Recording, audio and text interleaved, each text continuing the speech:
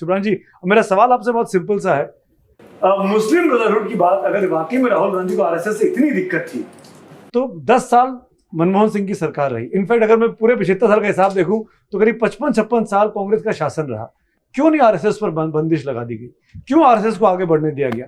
क्यों ये मौका कांग्रेस पार्टी ने दिया कि आज नरेंद्र मोदी देश के प्रधानमंत्री हैं और इतने ज्यादा पॉपुलर प्रधानमंत्री हैं कि तीसरा चुनाव जीतने की बातें भी उनके बारे में कही जा रही, 24 का चुनाव। क्योंकि क्या राहुल गांधी अपने, वही मैं बोल रहा हूं जो मैं शुरुआत की थी, कि क्या राहुल गांधी ने सेल्फ गोल कर लिया ब्रदरहुड से कंपेयर करके?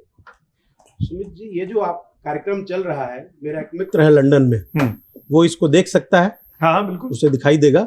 एक दूसरा मेरा दोस्त अमेरिका में, वो भी देख सकता है। दोनों देख सकता है। मतलब ऑनलाइन के दौर में कहीं कही गई बात कहीं पे भी कोई देख सकता है। ये प्रासंगिक है। एक देखिए, दो इंपॉर्टेंट बातें हैं। मैं सबसे पहले गुंजा जी के इस शब्द को आगे बढ़ाता हूं। गुंजा जी ने एक शब्द यूज किया, आरएसएस हैज कंट्रोवर्शियल पास्ट। मैं इसी को आगे बढ़ाता हूं। माना बहुत खूबसूरत संस्था है।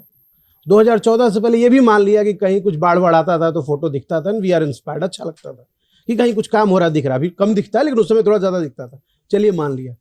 थोड़ा बहुत इतिहास के विद्यार्थी हम लोग भी रहे हैं, आप भी रहे हैं। कुछ संस्थाएं बनती हैं और अगर उनका उद्देश्य, जैसे आज महंगाई की हम बात नहीं करेंगे, कोई फायदा नहीं करने का, क्योंकि महंगाई है ही नहीं। ये एक माइंडसेट है, हटाइए उसको। बेरोजगारी भी बात नहीं करते, कोई बेरोजगार नहीं है, सारी कुर्सियां भरी पड़ी हैं, चर्चा नहीं करते।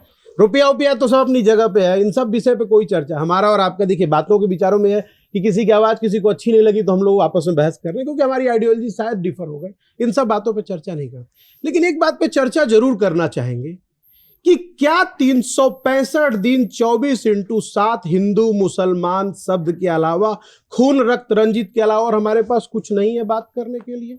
एक। और दूसरा, अगर वाकई फिर से आप अगर इसी मुस्लिम ब्रदरहुड पे रुके हुए हैं तो साहब, मेरी उम्र तो थोड़ी छोटी है, बाल धूप में दौड़ने की वजह से पक गए हैं। मैं पहले देखता था और सुनता था कि कश्मीर वगैरह में फिल्मों की शूटिंग होती थी।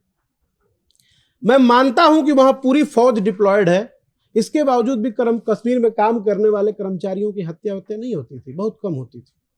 आज संपूर्ण राम राज्य चल रहा है। एकदम खूबसूरत एक हाईवे बनता है, 10 किलोमीटर बना तो उसको 40 किलोमीटर बताया जाता है, क्योंकि 4 लेन है। कहना भी है ना कि 40 किलोमीटर एक दिन में, एक्चुअली में 10 किलोमीटर बना। लेकिन इसके बावजूद अक्सर सुनने को मिलता है कि हत्या हो गई, मार दिया गया। हम उन विषयों पर चर्चा नहीं करते, क्योंकि वैसे भी हिंदुओं की आबादी बहुत ज्यादा है। ब्राह्मण वैसे भी मारने के लिए बना हो, चाहे कश्मीर हो चाहे कानपुर हो, मार दो, क्या फर्क पड़ता है। वो बेचारा फिर जाएगा वही जय श्री राम हर हर महादेव कहेगा और आपके चरण और शरण में आ जाएगा। दुख इस बात का है कि जिन जगहों पे न कोई बुर्का पहनता था, न कोई इस तरह से मस्जिदों से लंबी चौड़ी अजान आती थी, पिक्चरों की शूटिंग होती थी कश्मीर के कली टाइप का, वहां का केसर दिल्ली तक फेमस या बेंगलोर तक फेमस, वहां अचानक जब आप आए, पॉलिटिकल पार्टी के रूप में आए, उसके बाद आपने विस्तार करना शुरू किया और राम और रहीम, दो साथ खेलने वालों को, दो घरों को आपने बांट दिया। सर, मेरा पहला डॉक्टर, मेरा पहला टीचर दोनों मुसलमान थे। आज दिक्कत मुझे ये है, मुझे तो जब मैं स्कूल और कॉलेज पढ़ता था तो मैं सबके पैर छूता था। ये नहीं पूछ पाया कि वो भाई साहब उनका सरनेम कुछ गौतम या राज लिखा है तो उनकी कास्ट क्या है। नहीं सर, पूरी मैं बात कर रहा हूं, बात में तथ्य है। आप ही से नहीं, आप ही के तथ्य पे आ रहा हूं। अगर ऐसी स्थिति है तो जो आपके टीचर और डॉक्टर थे, क्या वो देश छोड़ के चले गए? नहीं, वो यही इन 10 सालों में। वो यही है। मैं ये पूछना चाहता हूँ, क्या मुस्लिमों की आबादी कम हुई है? नहीं हुई है। आपकी नहीं, उनकी भी नहीं हुई है। ये तो प्रासंगिकता है। भाजपा के मंत्री कहते हैं कि बिजली नहीं थी इसलिए आबादी बढ़ गई। ये भी बड़ी सोचने वाली बात है कि कैबिनेट मंत्रियों की ये सोच है। अगर इस देश में ये बात हम और आप कर रहे हैं, लाइव डिबेट पे चल रहा है, सब जगह हो रहा है, तो इसमें कहां ये बात हो रही है कि लोकतंत्र का ह्रास हो गया, लोकतंत्र खत्म हो गया? और हिंदू मुसलमान शब्द इस डिबेट में पहला आप लेके आए, बहुत भोले लोग लेकर नहीं आए। सुमित जी, बहुत भोले हो आप। नहीं, आप बताइए ना, सुन तो लीजिए। ये मोबाइल है, मैं जैसे ही ना इसका ट्विटर खोलूंगा, माना कि ट्विटर पे वोटर नहीं होता है, शाम को जैसे ही 5 बजे टेलीविजन चैनल खोलूंगा ना रात के 11 बजे के लिए, वहां पे वोटर होता है, उसको देखने वाला।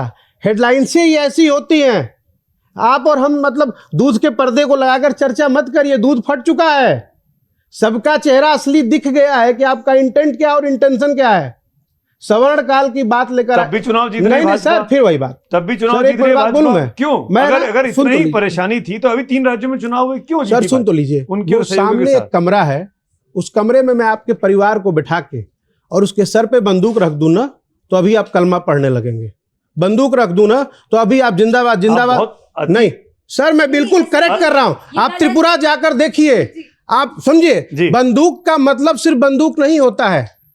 बंदूक का मतलब सिर्फ बंदूक नहीं होता है। अगर जो ईडी के छाप वोटर का अपमान नहीं सर कर रहे हैं। नहीं, लगातार जी दो नहीं। चुनाव भाजपा अरे जीती सर, है सुन तो त्रिपुरा लीजिए सर, लगातार सुन तो लीजिए सर। पहली बार में तो फ्लूक हो सकता मुख्यमंत्री है। कैंडिडेट मुश्किल से 800 वोट से जीता है, जो सेकंड टाइम बने हैं। मैं वोटर का अपमान नहीं कर रहा हूं, मैं आपको वास्तविक यथा स्थिति से अवगत करा रहा हूं कि जब तंत्र को आप इतना शक्तिशाली कर देंगे कि आप बोलते वक्त भी कामा और बिंदु लगा लगा के बोला करें और सोच कर बोला करें कि सामने दूध का पर्दा ठीक से दिख रहा है कि नहीं दिख रहा है। सर, लोकतंत्र ये नहीं है। संगीत जी, डाउनलोड करें अमर उजाला ऐप और पाएं खबरें लगातार। अगर आप ये वीडियो YouTube पर देख रहे हैं तो हमारे चैनल को सब्सक्राइब करें और बेल आइकन को दबाना ना भूलें। अगर आप Facebook पर ये वीडियो देख रहे हैं तो हमारे पेज को लाइक करें।